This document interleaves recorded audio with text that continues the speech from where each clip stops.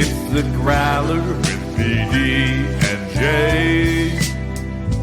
Here to analyze for you today. From Growler bad to Jay's got stats. We hope you enjoyed this episode of the Growler Podcast. All right. Paul Dehner Jr., Jay Morrison, excited to be with you here on a Thursday as the Bengals are traveling to Carolina this weekend. Suddenly a massive game. We've got lots to talk to and unpack about that. Jay, how we doing? Doing great. I was going to say, long time no see. It feels like we just talked yesterday. We did. Condensed week. Everything is a little bit different in terms of our spacing and our timing. But you know what? We do it for the people. That's right. We do Give them what they want. People. We're here for you guys. We're not gonna give you less just because there's less time. We just do more. You know what we do? We find a way and we fix it. All right. And that's what we're doing right now. We're trying to art imitates life. We're trying to replicate what's happening inside of Paycor Stadium as they try to fix it. We've got a lot of information about what's happening inside of Paycor Stadium after Wednesday down there, where we heard from Lou Anarumo, Zach Taylor, Joe Burrow, a few players. So we're going to kind of get a little bit more into that. As Jay mentioned, Balls Don't Lie, myself, Jay, and Mo is up on the site. We kind of dove into a lot of this mess, a little bit more philosophical. Today, we're going to be a little bit more analytical, and we're going to get a little bit more into the specifics of what's going on with this team and the specifics of what to expect Sunday and going forward with the defense front and center, because the offense appears to be in a pretty good place right now. And we spend a lot of time talking about offense. And so it's a defense week here. We're going to get into all of that. Reminder, hey, it is Thursday. You know what that means, Jay? That's right. Second chance drawing night. Get on down there. Get those losing tickets in the hopper down at BetMGM, Nation Kitchen and Bar at the Banks. Hang out, watch the Thursday night game. You put your losing ticket in, and you could win a $100 in bonus bets and Nation gift card, $50 in bonus bet, a $50 Nation gift card, $25 in bonus bets, $25 Nation gift card. They pull all three of those. They lose their tickets, and you can be a winner. Get it back. Yes. Jay knows. Jay got it back. I did. I got it back and then some. It can be you too. Go down there, watch the game. They draw that at halftime of the Thursday night game. All right. Let's dive a little bit into some news here for you. Jay, you have news. You're leading off. You're leading off the news for us this week. Yeah. So this is my second show of the week, which I think you guys can get used to seeing more of me here. Some of you may have seen the tweet, but if you haven't, I stepped away from Pro Football Network this week. They were kind of moving away from the beat coverage and looking to do more NFL wide breaking news, injury, just quick hits. And it was something I didn't want to do. I wanted to stay on the Bengals beat. I am going to stay on the Bengals beat, even though I'm not affiliated with Pro Football Network anymore. I'm going to be down there every day. I'm going to be tweeting about the team, stats, observations, quotes, news, all that kind of stuff. Got some other things in the work too that will be announced pretty soon. But the big thing that, as you guys that like the show and are watching now know, that I'm not going anywhere. I'm staying here with Paul on the Growler, and not just in the regular capacity. There's going to be more opportunity to do even more shows, as happened this week. I jumped on Balds Don't Lie yesterday. I don't know. Does that mean I lie because I'm not bald? Yeah, I know. Yes, maybe. Do I need to shave my head? It means you need to be bald. It means this. You've had your hair's had a good run, an epic run, some might say. If we go back to the mullet days, but maybe maybe it could be time. Maybe you should consider a change and come over to our side.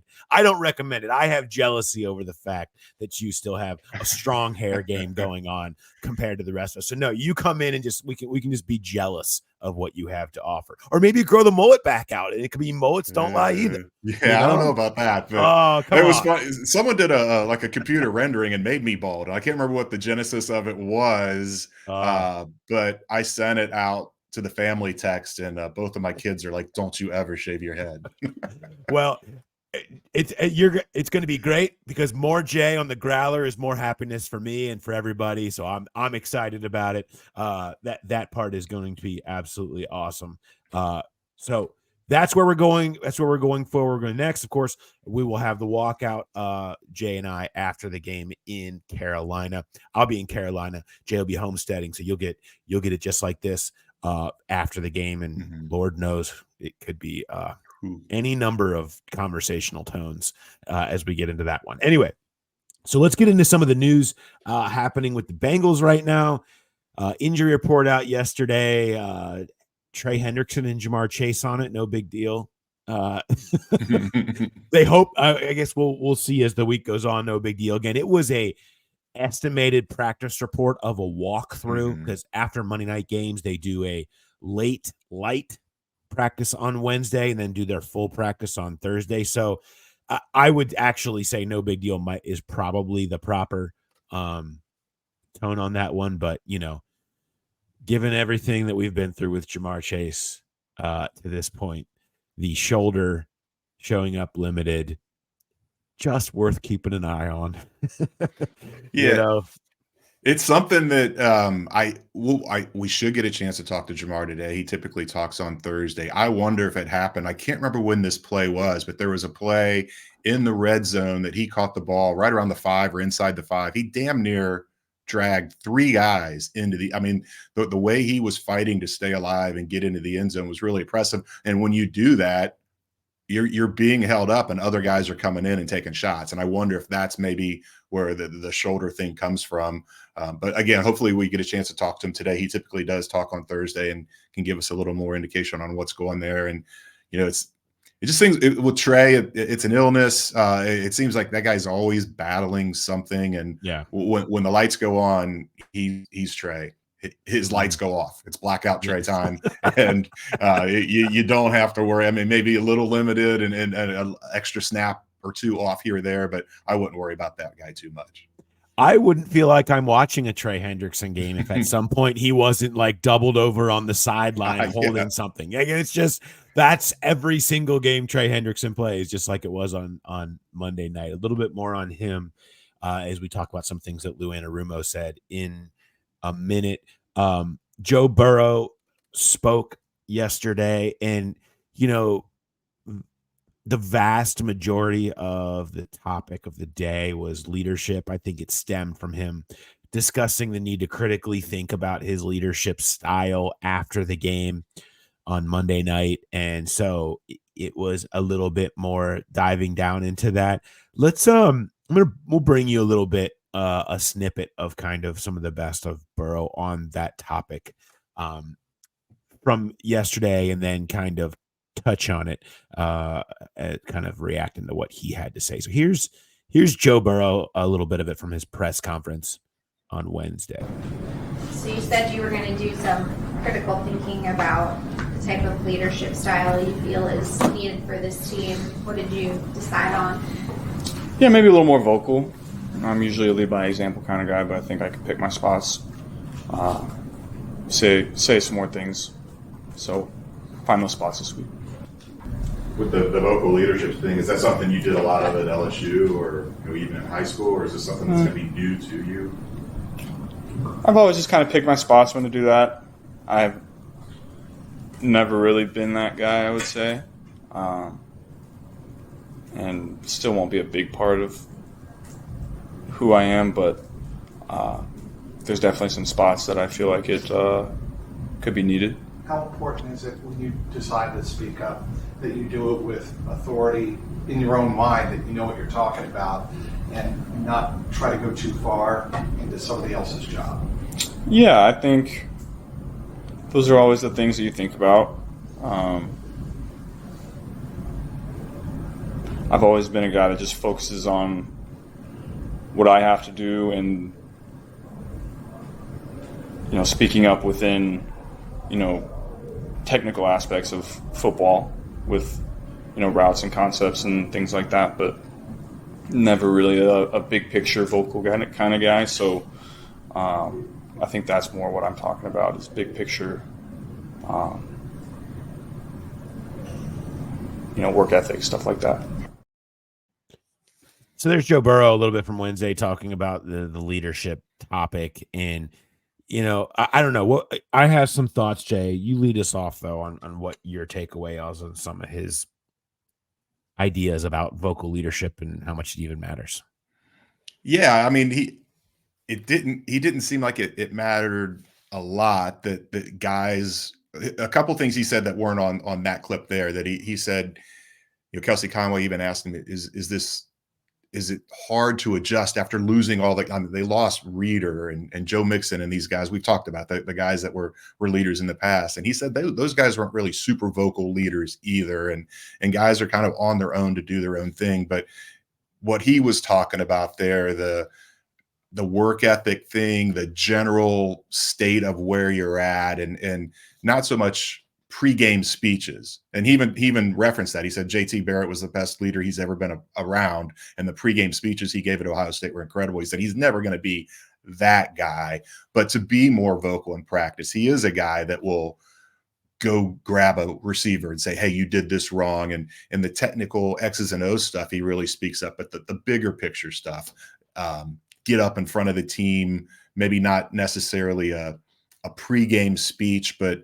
just something in a meeting to I don't know, just drive home that sense of urgency and that what they're doing is not okay. And you can't just sit there and think the flip is going to switch and things are going to turn around and they're going to get this thing going. So I just I don't know that you're going to see a big change, and we won't see it at all. I mean, it's going to be behind closed doors, but it is something that I think he wants to take more ownership of and try to grow into that role more. And maybe down the road he becomes that vocal leader. That it's just like anything else. It's something that you can get better at and grow into. But you got to be careful not to step out of who you are. It can't be forced. It can't be fake. It has to be genuine.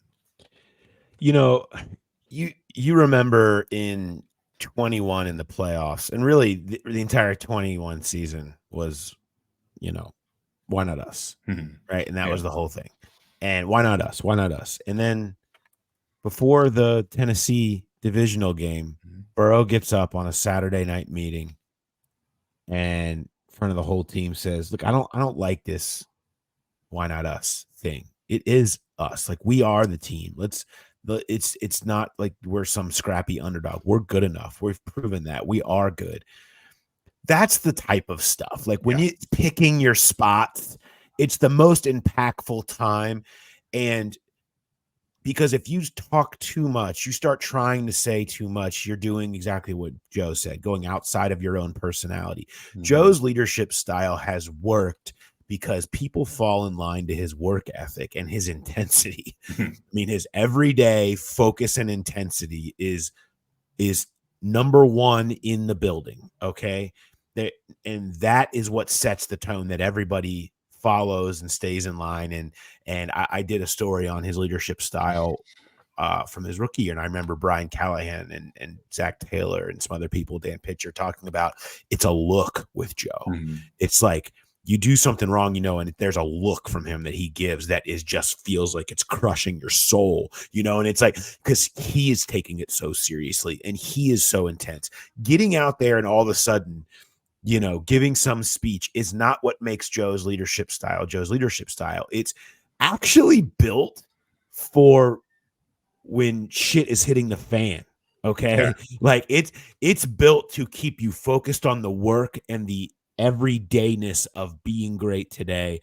And because he is uber intense and laser focused every single day, then the fact he doesn't talk so much when he does do something in pick a spot, like he said, that being the prime example that I can point out to everyone, is what leaves a major impact on people because you don't hear it so much. So I think a lot of this is overblown.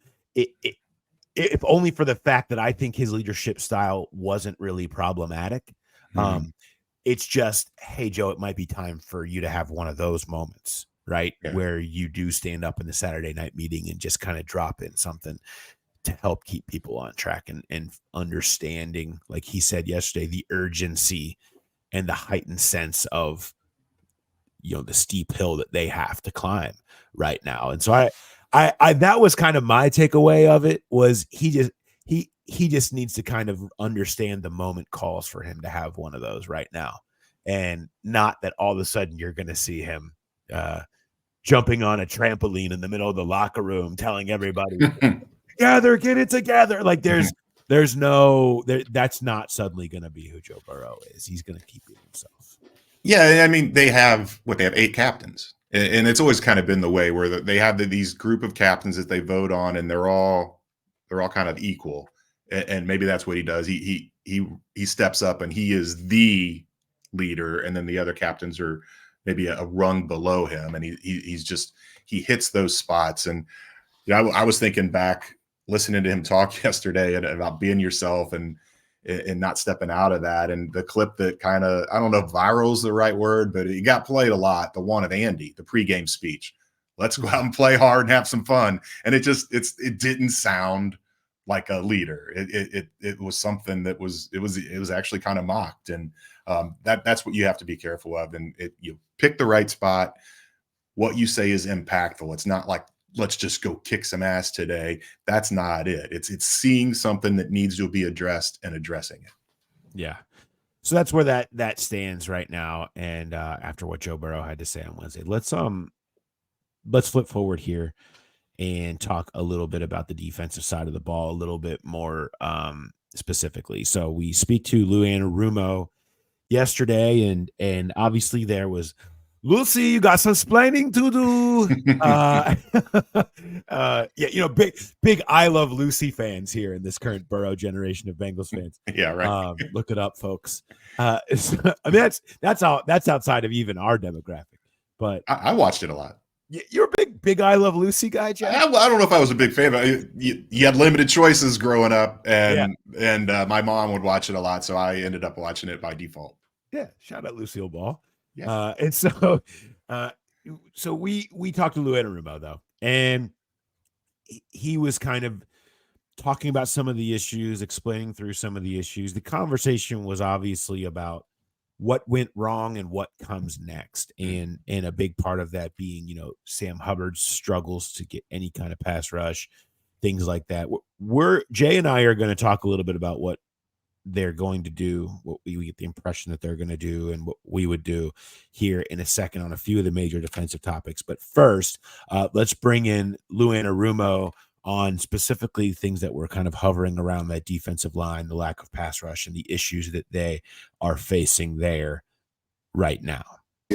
From a straight pass rush standpoint, I mean, do you look at that and say, missing a lot of the guys I'd like, or do you look at it and say there just was not enough winning? Was it scheme stuff? What did you pinpoint the lack? Well, I mean, I think we certainly have the guys that we have, and we have to be able to be successful with that. We have faith in them that they can do it.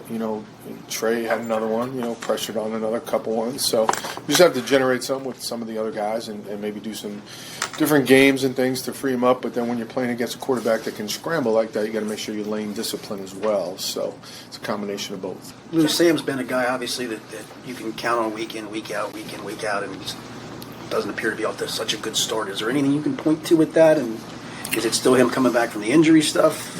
Well, I think so. I mean, again, didn't do anything from a practice standpoint. He certainly rehabbed his butt off, but, lack practice time. I thought he showed glimpses in the last 2 games, but, I think we all have to do better. I expect Sam will continue to get stronger and better each week. So, I was happy with some of the things that Cedric Johnson did while he was out there. So we have create some depth there with that. You guys spent third-round picks on Zach Carter, Joseph Osai. Those aren't, 7th-round picks. You usually want a lot of production out of a third-round pick. Do you need more from those 2 players in particular? I think if you'd asked Joseph and Zach, Zach's at a position where he's going to be asked to hold his gap more than be a sack guy. I certainly like to see the production inside on a 5 or 6 sack guy. That'd be, when they're inside like that, unless you get an elite guy, he's going to be up 8, 9, or 10 potentially from an inside standpoint. There's just not a ton of those guys, but you know, I would say that those guys would say, sure, you know, I need to do better, and that's in line with all of us, really. So, but yes, I think we're expecting a lot from Joe. We're expecting a lot from Zach, and hopefully it picks up from here. A couple of plays that Osai had where, whether the zone read or whatever, not seen, is that something that makes you hesitant to be wanting to put him out there more, or is that not, or is that, you know, something? Well, I mean, I think he did it. We all saw the one in the end zone, so that, you know, he had the quarterback, and you know, obviously didn't take the right guy there. So, you know, we still got to work with Joe and still got to get him to a position where he can help us win. Yeah, we still got to work with Joe, and we got to get him in a position where he can help us win. You know, not a ringing endorsement in year 4 to be talking about got to get him in a position to help us win. A lot of praise for Cedric Johnson in there, and understanding that so much of what they've gotten has just not been good enough. Let's start with the Sam Hubbard conversation here and ask what would you do and what will they do? What would you do with Sam Hubbard right now, Jay? I would get him off the field more, and I think that goes to Cedric Johnson. You saw Cedric made his debut. He was inactive the first 2 weeks. He came in and played his first snap in the NFL. He makes a tackle on a run stop. His second snap, he didn't get a pressure on Jaden Daniels, but he got upfield enough, forced him up the middle, and the Bengals got a sack. That was the shared sack between Tufele and Zach Carter. So immediate impact, first 2 plays on the field as a rookie in his debut.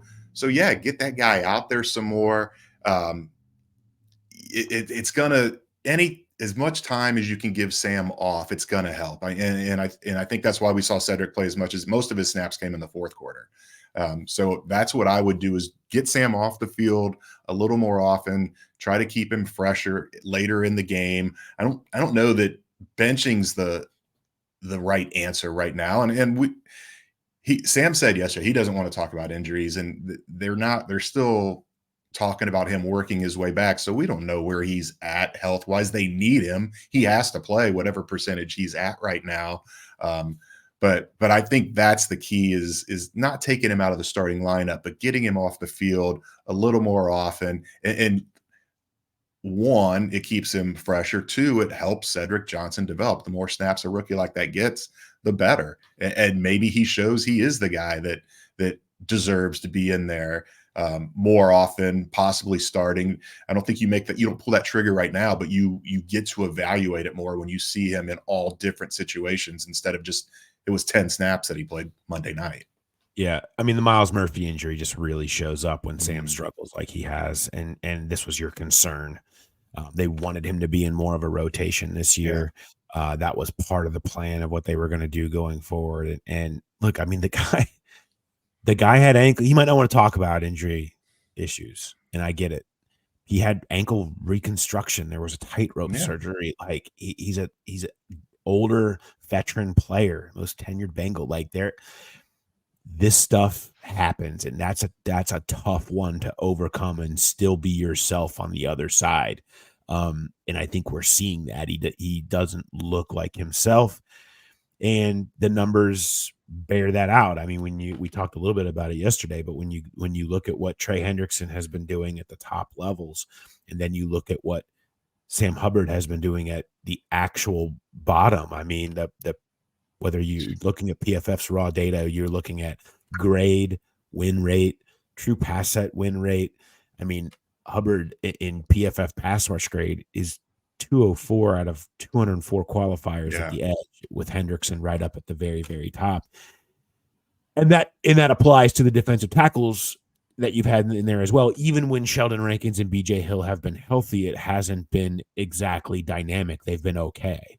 And then without them, those guys have been awful too. And that's when you get what Monday night looked like. For me, I think that, for right now, you got to just get somebody else a chance. Cedric Johnson's going to get some reps in there. And when Miles Murphy comes back, whenever that ends up being, he has to be, like, they need him to be a dude so bad. You cannot continue to miss and not get major impact out of these defensive draft picks. They really need him. They need Chris Jenkins to be guys quickly. It's asking a lot. It can't go like the rest of the draft picks have gone. I mean, because what ends up happening, Jay, you're wasting Trey Hendrickson being just dominant in every way. I mean, take a look at this. Was from Seth Walder of ESPN Analytics, and you pick your stats right now, but this one in particular is pass rush win rate coupled with double team rate, all alone in the upper right corner. With no one near him is Trey Hendrickson, who is getting double teamed more than anyone and winning just as much as everyone, right next to Myles Garrett and Aiden Hutchinson. Yeah. I mean, Hendrickson is playing at all pro levels right now.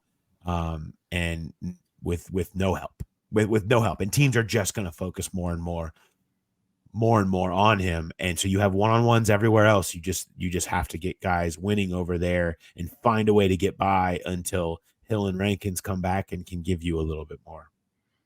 I mean, look at, why is Aiden Hutchinson not getting double team more? That is unreal. The year that guy's having, he's way over there. I do wonder on these charts too. Where's the data point? Is it at the first letter of the name? Is it the last letter of the name? Is it in the middle of the name? Yeah. Regardless, doesn't matter. Look where Trey Hendrickson is. It doesn't matter what the stat is. You see somebody up there in that upper right hand corner, and that's the best of the best. And I'm not surprised. I'm a little surprised to see it be that glaring. But I'm not surprised. We've seen it with our own eyes. He's off to a hell of a start, and this just contextualizes it. Where, man, when you're living up there and even further to the right than Myles Garrett, you're doing something. No question. Let's go to the next question here and talk about defensive tackle. We mentioned Hill and Rankins. I mean, they're kind of in a spot here, right? I mean, you're down to DT 5 through 7, and who you're trotting out there. We'll see if BJ Hill can find a way to get back. But again, like, it's you're just between a rock and a hard place where you need them back, but you also have to go like 11-3 the rest of the way out. You got a lot of games that you're going to need these guys for, because you don't have really a credible backup plan at this point. What do? You got to find ways to scheme things up a little bit more. You've got to get them in positions to blitz a little bit more. And I think that's kind of what their plan is. What would you, are there answers out there, Jay, or is it just hold on and hope that you can get it from other places?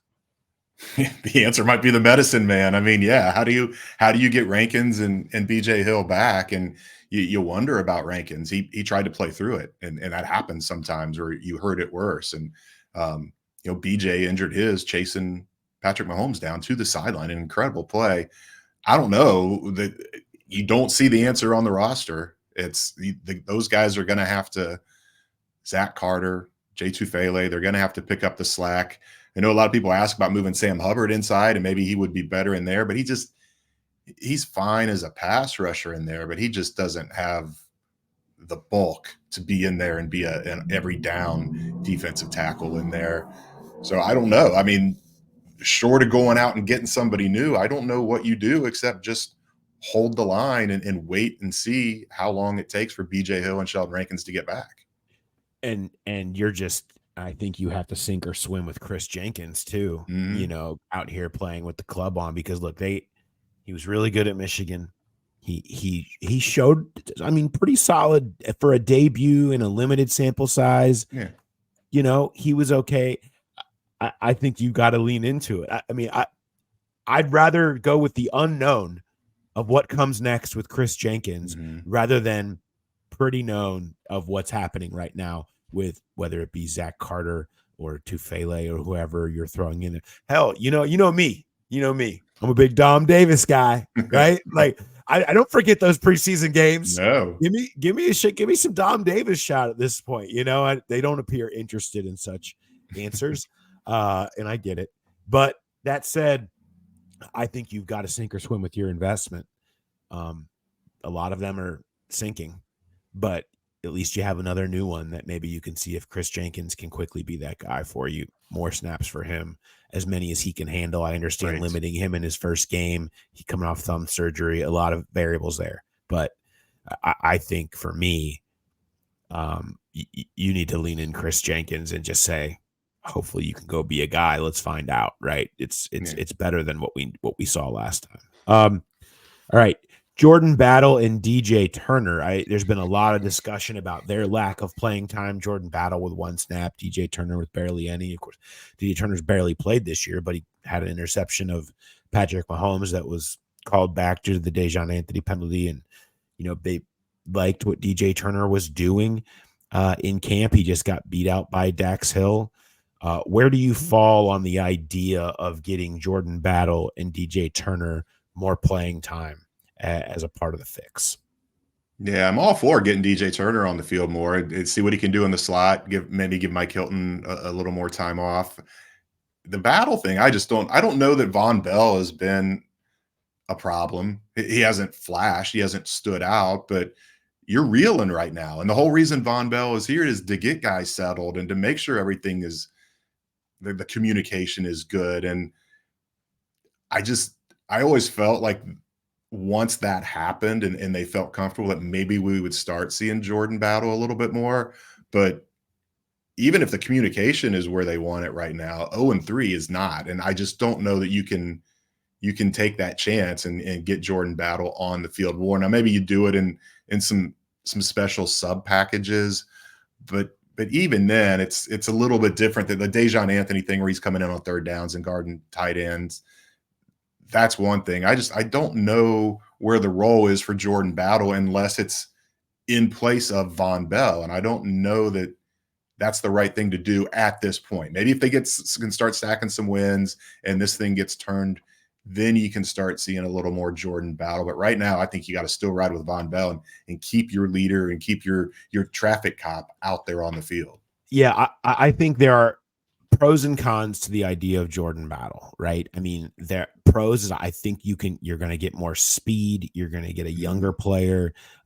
We saw some of the tenacious things he could do. He can make some big plays. He was pretty short tackler, right? When he came in last year, when they got moved on from Nick Scott, essentially, you saw an uptick in the tackling was better. There were a few more big plays. I think that's nice. Okay. And that's nice to compartmentalize that and think about that. The problem was, and the reason that Von and Geno Stone are here now is so many of those big plays that were happening because guys didn't know where they were going. And I think if you switch Von Bell, who has, by all accounts, literally everyone I talk to in preseason is like, Von Bell, the reason why everybody knows what they're doing now and is actually on the same page, which was the biggest problem last year, the reason for all the issues last year. If that's the case, I think you are opening up a whole other can of worms right now. Yeah. If you pull Von Bell's communication out of the equation in exchange for a few maybe tackles or splash plays from Jordan Battle, it's a tough spot to be in. You want Jordan Battle to be able to communicate like Von Bell, but he can't right now. That's not who he is at this point. And so that becomes part of this. All right. So right now, to me, I think you stick with it. And you stick with what Von until you feel like I'm with you, Jay. I don't feel like Von was out of this world exposed. They didn't bring him back originally because yes, he's a slower player than he used to be. You want more speed back there, and he's not necessarily going to bring that. They replaced that with intelligence and savvy and anticipation of what the other offense is doing, and feel like that's a better way to go about it. But I didn't feel like it was egregious. This is the problem, Von Bell, like that. Never. I don't see that, and maybe others do, but I don't see that, and I certainly have not gotten the impression from the Bengals staff that they see that. You're sure not going to take him off the field this week, going back to Carolina with something to prove, a team that cut him after signing him. And so, yeah, I agree totally. It can happen, and it can happen this year. Yeah. It's not the time now. You got to get things settled. You got to get some wins and feel in a more comfortable spot to start working Jordan Battle in. Yeah, I think stability right now, and somebody who's been through the fire, is really important when you consider where the defense and the team is. All right, one last one. Trade, add a player, someone, anyone, right? Anyone that can come in and help this. I'll start with, what would you do? Yeah, I mean, it's hard because I haven't gone over the list of, where a team's deep, who might be available, that type of thing. I think you should explore it. But I don't know if the issue last year was communication and all of that, how quickly can you get a guy up to speed? There's always the dynamic of bringing a new person in. It's different in other sports, but in football, I don't know. I just don't know. Is there a guy out there that's going to be a huge difference maker? And if he is, what's he going to cost you? What kind of draft pick are you going to have to give up next year? These draft picks get more and more and more important as they get more and more and more misses, and as the contracts get more and more and more. With Burrows is going to go up. You assume the Chase one's coming next year. So I don't know if there's an easy fix out there in the way of a trade. Definitely would explore it and start making some calls and see if something that is out there that could be beneficial for both teams. But, you've invested in these guys' time. You've invested draft picks in them. I don't know that that's the right move to go out and get a guy and just drop him in the middle of this situation. Yeah, I don't think it happens. It's certainly not happening right now, and it's almost certainly not happening at all. I mean, we know the history here. Yeah. It's not something they do. They're not aggressive like that, and I know people are understandably mad about that, right? Yeah. I get it, right? I mean, see your problem, fix your problem, live for today, go try to win when you can. The thing is, they got to get this team relevant by the trade deadline before you even have a single discussion about giving up assets. And they're not going to be very willing to do it. They were barely willing to go and pay a little bit more when it came to free agency. Right. When it came to letting somebody like DJ Reader go, or going more aggressively after one of the few defensive tackles that were available in that mid-range. The Malcolm Roaches of the world, or whoever you wanted to pick that was available, that small list that we spent so much time going through back in March. They weren't. And that's who they are. So, yeah, don't hold your breath on that. If it were me, I think you're looking at the trade deadline. If this team has battled its way back to relevancy and in contention, in the vicinity of 500 by the trade deadline, which is on election day this year. God help us all on both of those accounts. But if you get to that point and you still have the defensive tackle situation looking like it is, or Sheldon Rankins and BJ Hill are just having these hamstrings are nagging all year long, and you have a team that's on the outs that is selling a guy who is in the last year or two of his contract, maybe older, make your play. Right? Mm-hmm. That would be me. That would be my spot where I would look for it. But this team, as currently constructed, has to get itself to that point first before I'm considering giving up future assets, because I might be looking at a pretty significant defensive line rebuild on my hands that's coming up, and I'm going to need picks. So you better believe that that is on the top of my mind if I'm thinking about that. I'm thinking about this team being 2-6 and me thinking about 2025. Yeah. Before I'm thinking about this team getting itself back to relevancy, and I'm going to try to think one guy dropping in now is going to go buy a win on Sunday. That's not the case. The team that's here now has to go get them a win on Sunday, and they should be able to do it.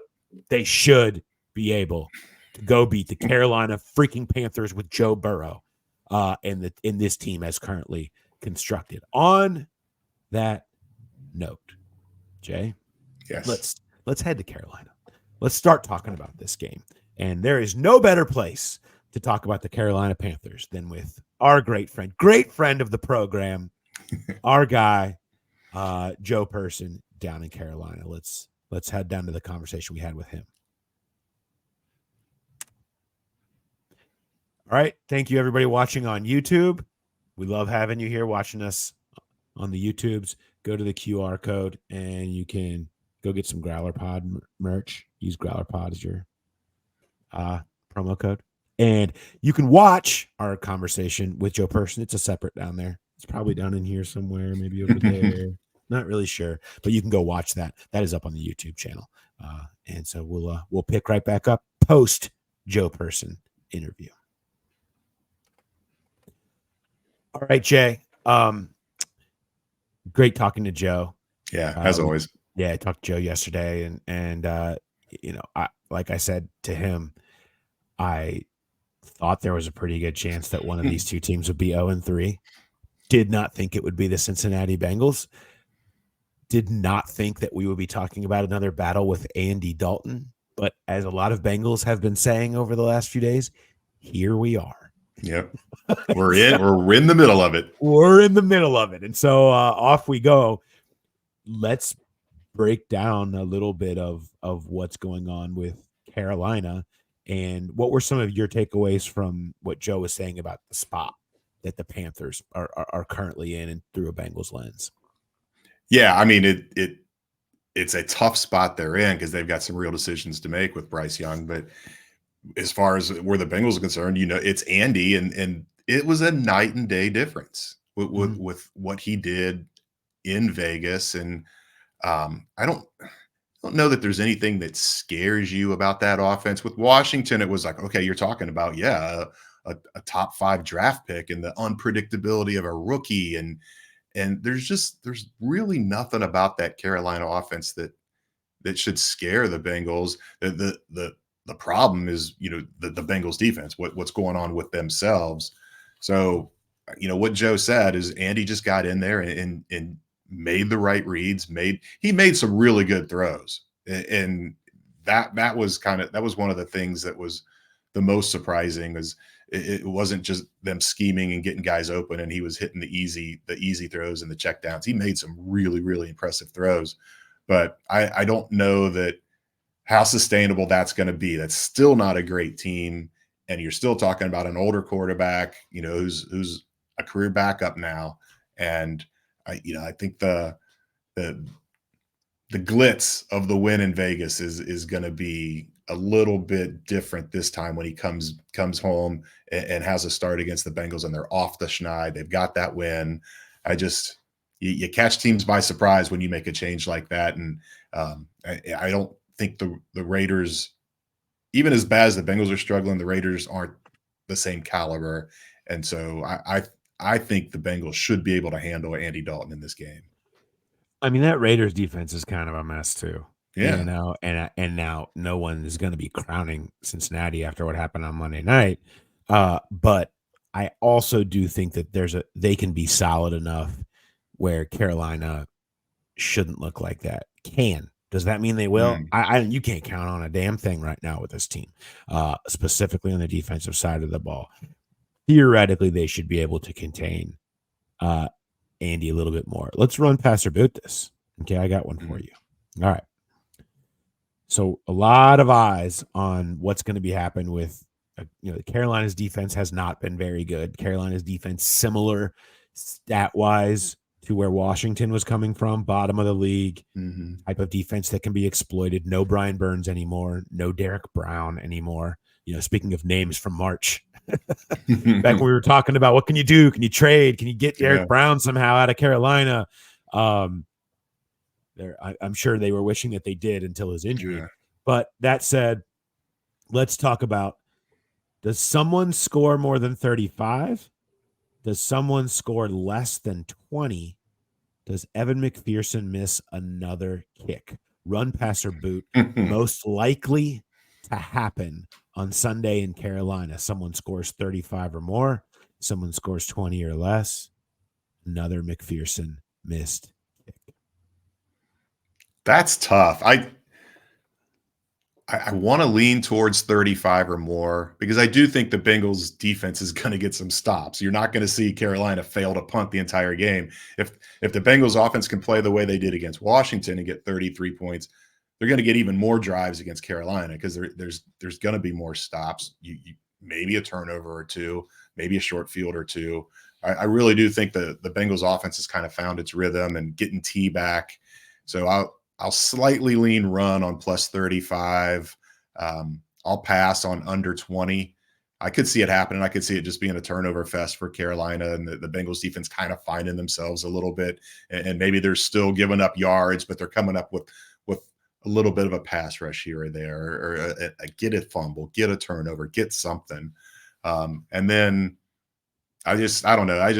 It's always a possibility, but I think this team is going to be scoring touchdowns more than attempting field goals. So just from the sheer volume sake of it, I'm going to boot Evan McPherson missing a field goal.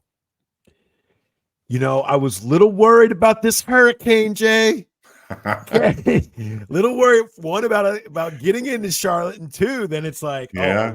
Is this gonna be a slop game down there? No roof. Yeah, maybe.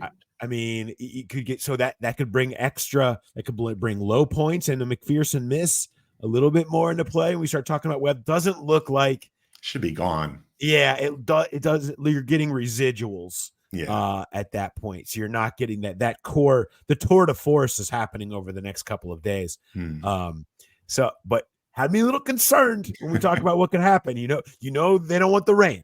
We know what the rain can do. All That's right. The worst case scenario. Let it not drizzle. But that said, I do think, I do think that going 35 plus for the offense is the most likely, more so than the Bengals defense suddenly being great. And so I'll do the same. I don't think Evan's all of a sudden going to be a guy who's missing a kick every week, even though it is twice already inside 50 after not missing any single kick inside of 50 last year. There's a little bit of wonder what's going on. I mean, kicking's just it's unstable generally. Look at Justin Tucker. Yeah. I mean, he put on some strength and now he can't kick the ball. I don't know exactly what is going on there. I'm not going to dive into the Ravens' problems. Save that for next week. But I think Evan will be okay. I'm not going to bet against him yet. The one thing I think you can bet on is that the Bengals defense might be bad again and the Bengals offense might be great again. And so I'll focus on that and go with the 35 plus. Do you have any run passer boots? Yeah, let's do an Andy Dalton centric one. Okay. This is one of the ones that we like to do from time to time. What happens first? An Andy Dalton touchdown pass, an Andy Dalton interception, or Andy Dalton gets sacked? Okay. Well,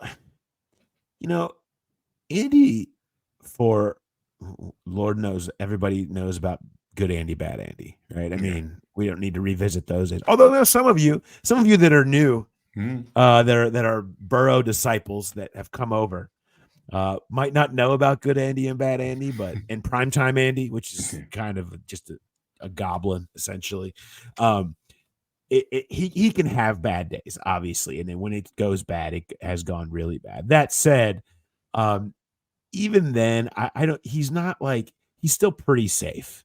He still makes good decisions with the football. He's not typically one to make the crazy error, typically. And so maybe that happens. I'm not going to go. I'm going to say that the interception thing isn't a part of this. I'll put that last. I think there's a chance that Trey Hendrickson could get back there. Certainly, that's always going to be in play.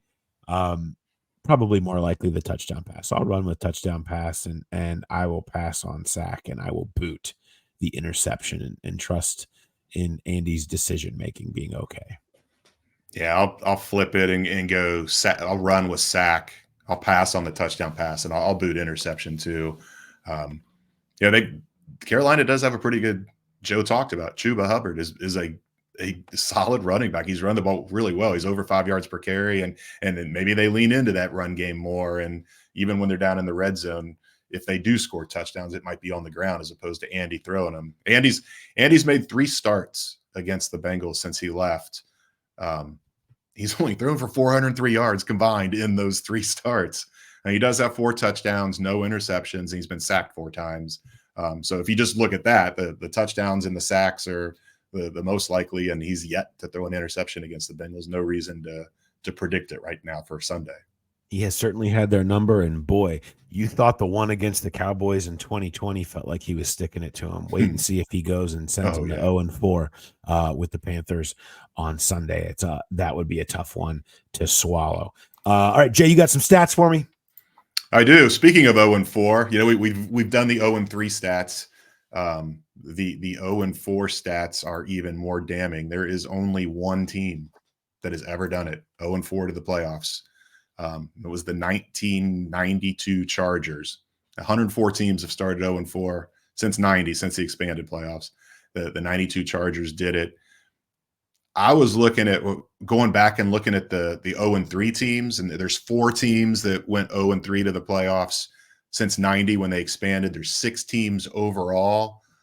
Whichever one you want to look at, of all that group that started 0-3 and came back to make the playoffs, only one of those teams had 2 of those 3 losses come at home, the way the Bengals have.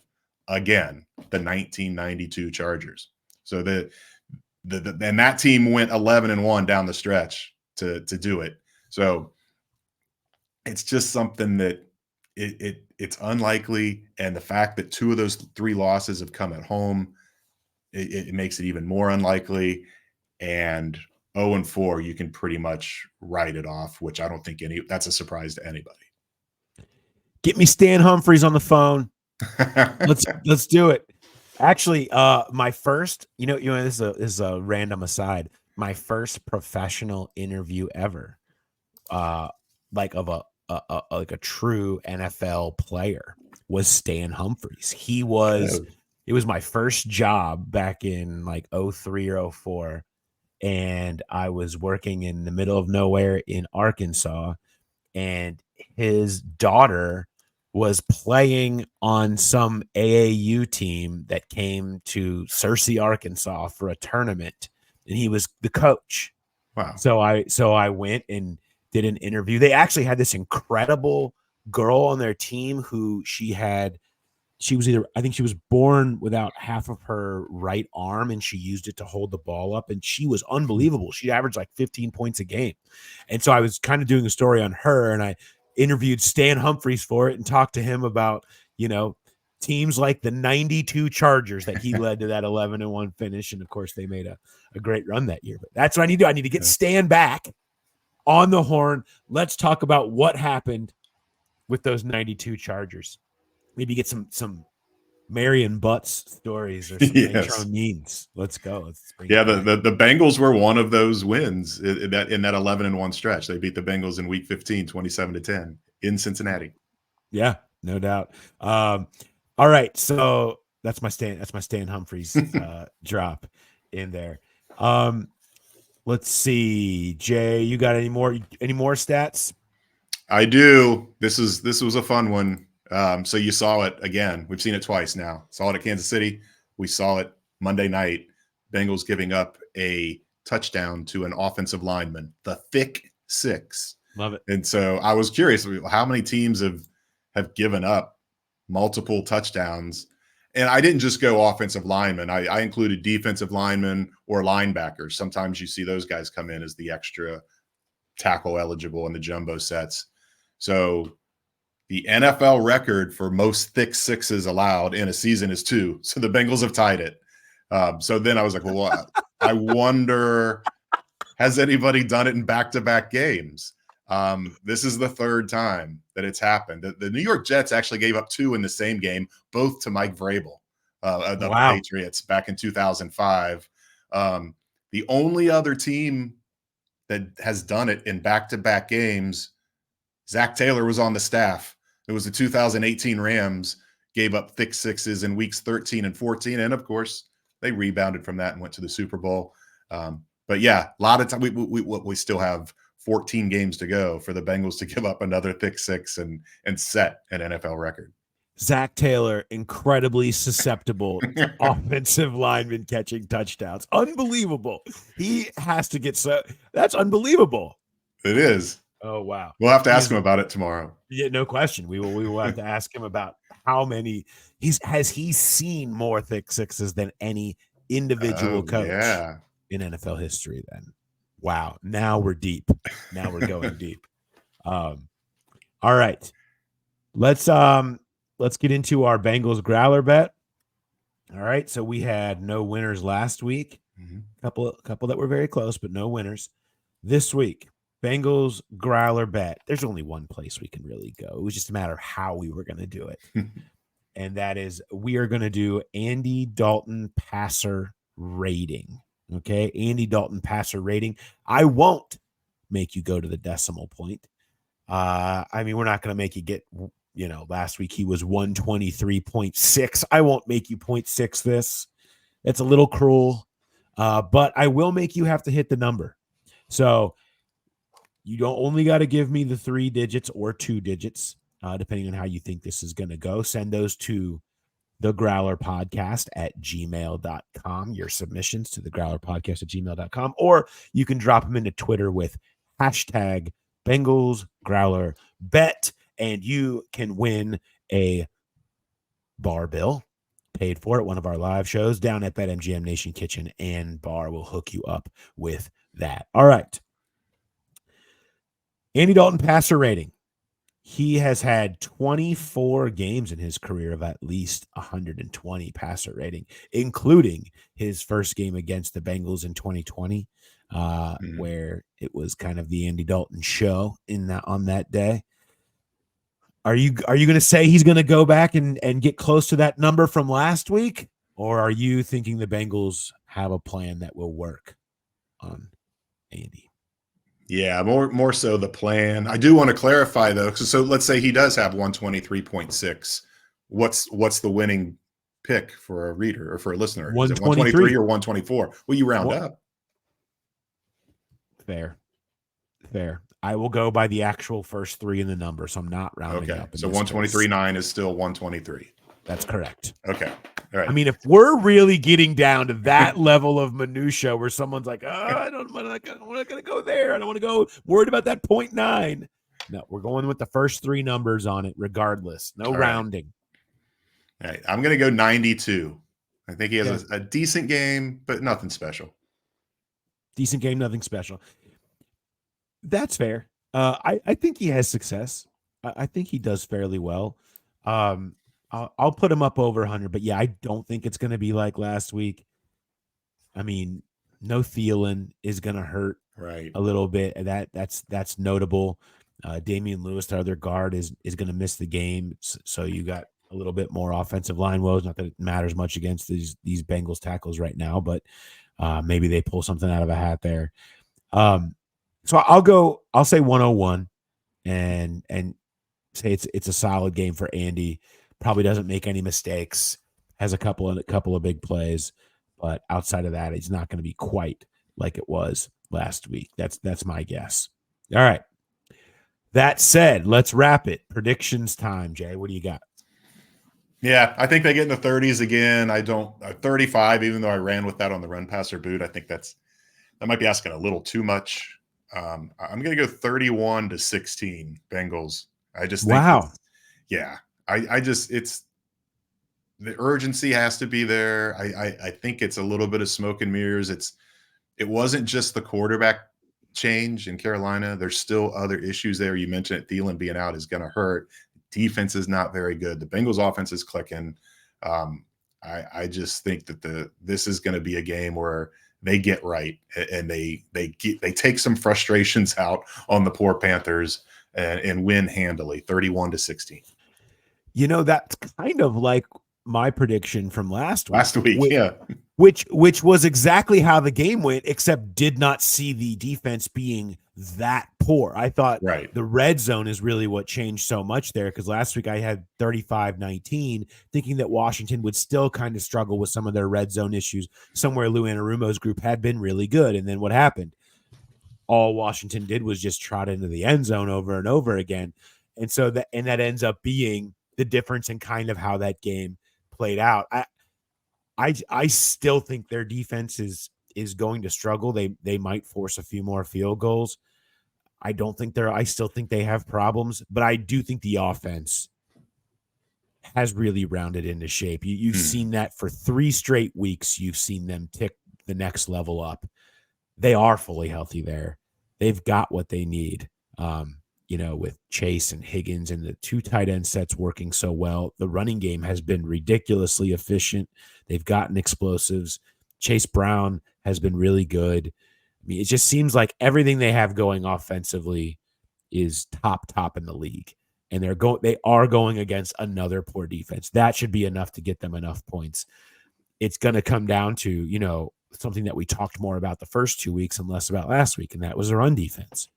Like, Carolina can come in here and Chuba Hubbard can run the ball. Yep. And they can pound it on the ground and shorten the game. And can the Bengals have an answer for that? I don't know. I don't know how you can bet on anything with this team right now. I really don't. And so for that fact, I have them winning. I do think they win. I have it 27-24, close game, and a lot of sweat happening as they find a way to get the win. And then they move to 1-3 for the second straight year. Yeah. I think I'm going extra here. I'm extra crediting this. Baltimore loses to Buffalo. Elimination game on deck at Paycor in week 5. Ooh. Essentially. That game's at Baltimore, right? I think it's Buffalo at Baltimore. Yeah. Yeah. Wow. Yes. So, but the Bills look great. The Ravens still have issues. You could have 2 1-3 teams facing each other, knowing what's on the line. Just an all-out, old school, like ECW style brawl at Hera Arena is what this thing's going to be. All right. Heatwave 99. Shout out to my Heatwave 99 fans out there. I was there. You never know what's going to happen. And so I'm here for it. If that's the case, that will be one hell of a storyline for that week 5 game. But that's where I think it stands. I just, you can't really count on anything right now with the Bengals, and we'll see how it plays out.